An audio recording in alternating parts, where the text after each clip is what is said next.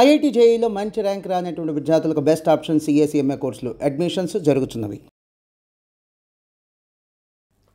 ముందు ఉష్ణోదకం అంటే వేడి నీళ్లు, దాన్ని ఎలా తయారు చేయాలి, ఎట్లా చేసుకోవాలి అంటే మామూలు మనం ప్రిపరేషన్ కూడా చాలా వేరుగా ఉంటుంది. ఏదో నీళ్లు గోరేచ చేసుకుని పొయ్యి మీద పెట్టి గిన్నెలో వేడి నీళ్ళు వేసుకొని తాగడం కాదు, దానికి ఒక పద్ధతి ఉంటుంది అన్నమాట.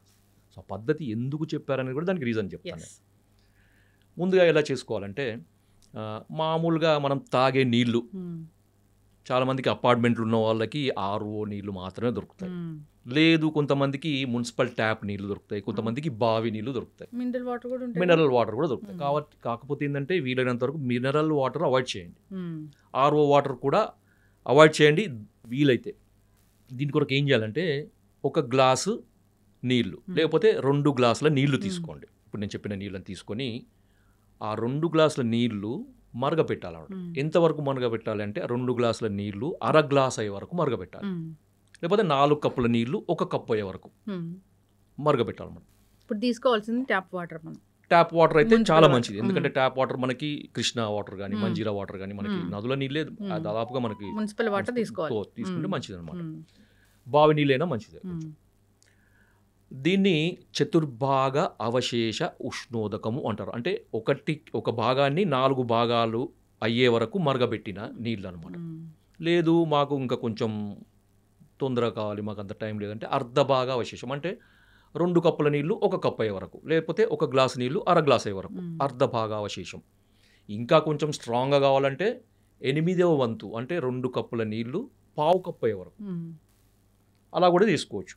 లేదు అంటే అర్ధ భాగం కానీ చతుర్భాగంగా అంటే 1/4 రెడ్యూస్ కానీ లేకపోతే హాఫ్ రెడ్యూస్ నీళ్లు కానీ మనం చేసుకోవచ్చు అనమాట. సో మరగబెట్టి సన్నటి మంట మీద మరగబెట్టేసింది, కొంచెం టైం పడుతుంది, కొంచెం టైం పట్టినా ఓపికగా చేసుకోండి. చేసుకొని దీన్ని ఏం వడపోయాల్సిన అవసరం లేదు, దాన్ని డైరెక్ట్గా మనము తాగగలిగేంత వేడిగా ఉన్నప్పుడు మీరు టీ లాగా తాగేసేయండి. తాగగలిగేంత వేడిగా ఉన్నప్పుడు దీన్ని తాగాలన్నమాట. సార్ మరి ఇది ఎప్పుడు తాగాలి అంటే దీనికి ఒక పద్ధతి కూడా ఉంది, తయారు చేసుకునే పద్ధతి ప్లస్ తాగే విధానం ఎప్పుడు అంటే రాత్రిపూట భోజనం చేసిన తర్వాత 2 గంటల గ్యాప్ ఇచ్చి తాగాలన్నమాట. ఎందుకు అంటే మనకు తీసుకున్న ఆహారము పూర్తిగా జీర్ణమయ్యి మనకి పొట్టలోకి వచ్చినప్పుడు ఇది తీసుకోవాలన్నమాట. సో అందుకని ఏంటంటే మనకి ఈ ఫుడ్తోని కలవడం జరగదు. మామూలు ఉదాహరణకి మీరు 7 గంటలకి లేకపోతే 8 గంటలకు మీరు రాత్రి డిన్నర్ చేస్తారనుకోండి, 10ంటికి తీసుకోండి, లేకపోతే కొంచెం ఎర్లీగానే తీసుకోవాల్సిన మీకు అనిపిస్తే 7 గంటలకు మీరు భోజనం చేసేసి 9 గంటల వరకు తీసుకొని మీరు ఒక 10 నిమిషాల తర్వాత పడుకోండి, లేకపోతే అర్ధగంట తర్వాత పడుకోండి, మీ ఇష్టం. కానీ తిన్న తర్వాత మాత్రం అంటే రాత్రి డిన్నర్ తర్వాత మాత్రం ఒక 2 గంటల గ్యాప్ మాత్రం ఖచ్చితంగా ఇవ్వాలి. ఓకే, ఇది తీసుకునే టైము, మనం తయారు చేసుకునే పద్ధతి. రెండవది, సార్ మరి దీనివల్ల మనకు ఉపయోగాలు ఏంటి? అందరికీ మనకి డౌట్ కదా, మీరు తీసుకోమన్నారు మేము తీసుకుంటాం, కానీ దీనివల్ల ఏం సార్ మాకేం బెనిఫిట్, ఎందుకు తీసుకోవాలి సార్, మాకేం పని లేదా అని అడుగుతారు కదా. చెప్తాను. దీనికి ఏంటంటే మొట్టమొదటి ఉపయోగం ఇది, నేను ఒక ఆయుర్వేద దీనికి సంబంధించిన ఒక శ్లోకాన్ని మీకు ఎక్స్ప్లెయిన్ చేస్తాను అనమాట, నా దగ్గర ఉంది అది. దీన్ని ఏమని చెప్పారంటే నిషి ఉష్ణోదక పానం శ్లేష్మ ఆమ మేధోగ్నం వస్తిశోధన దీపనం శ్వాసకాస జ్వరహరం పీతం ఉష్ణోదకం నిషి. దీంట్లో మనం గమనించాల్సింది ఏంటంటే ఆమదోషము, తర్వాత శ్లేష్మ దోషము, తర్వాత మేధోగ్నం, మేధస్సు అంటే ఫ్యాట్. ఎవరైతే ఇంతకుముందు నేను కొన్ని ఒబెసిటీకి వాడే మందులకు అనుగుణంగా అవి వాడుతూ కూడా రాత్రిపూట ఇప్పుడు నేను చెప్పిన విధానంలో వేడి నీళ్ళు కనుక తాగితే మనకి ఫ్యాట్ కూడా తగ్గుతుంది, ఖర్చు లేని వైద్యం అన్నమాట. కొంతమందికి ఏ మందు వాడడం సార్, మేము ఎక్సర్సైజ్ చేయం, డైట్ చేయం, ఏదైనా టిప్ చెప్పండి అంటే ఇది చెప్తాను నేను. ఇంకొకటి ఏంటంటే శ్వాసకాస పీనసం, అంటే మనకి అలర్జిక్ రైనైటిస్, కొంతమంది లేవగానే తుమ్ములు, దగ్గు, ముక్కు కారడము, కళ్ళు ఎర్రబడి, తర్వాత అంత ఛాతీలో అంత శ్లేష్మ, వీళ్ళందరికీ కూడా ఉపయోగం అనమాట. రెగ్యులర్గా తాగండి. మీకు తీసుకునే మందులకు అడిషనల్గా ఇది కనుక మీరు చేస్తూ ఉంటే మీకు మందులు అద్భుతంగా పనిచేస్తాయి. మందులు ఎక్కువ కాలం వాడాల్సిన అవసరం లేకుండా తక్కువ కాలంలో వాటి రిజల్ట్స్ కనపడతాయి అనమాట. తర్వాత ఇంకొకటి కాన్స్టిపేషన్, ఉదయం లేవగానే చక్కగా మోషన్ అవుతుంది, ఫ్రీగా మోషన్ అవుతుంది.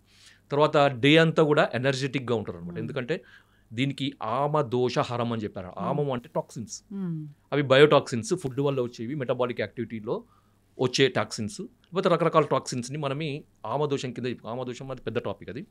సో ఆమదోషం ఉన్నప్పుడు శరీరంలో అంత బరువు, నీరసము, లేకపోతే ఎప్పుడు చిన్న పని చేసిన తొందరగా అలసిపోవడము, లెథర్జీగా ఉండడము, దేని మీద కాన్సన్ట్రేషన్ లేకపోవడము, కొంచెం పని చేసినా కూర్చోవాలనిపించడం, కూర్చున్న తర్వాత పడుకోవాలనిపించడం, అవును, కొంతమందిని చూస్తున్నాం. పడుకున్న తర్వాత ఇక పూర్తిగా నిద్రలోకి జారుకోపోవాలనిపించడము, తర్వాత చిరాకు, చిన్నదానికి చిరాకు, ఏదైనా కొద్దిగా సౌండ్ విన్నా కానీ ఆయాసం లాగా రావడం, దడలాగా రావడం, కోపం రావడము, రెస్ట్లెస్నెస్, ఇవన్నీ ఉంటాయి అన్నమాట.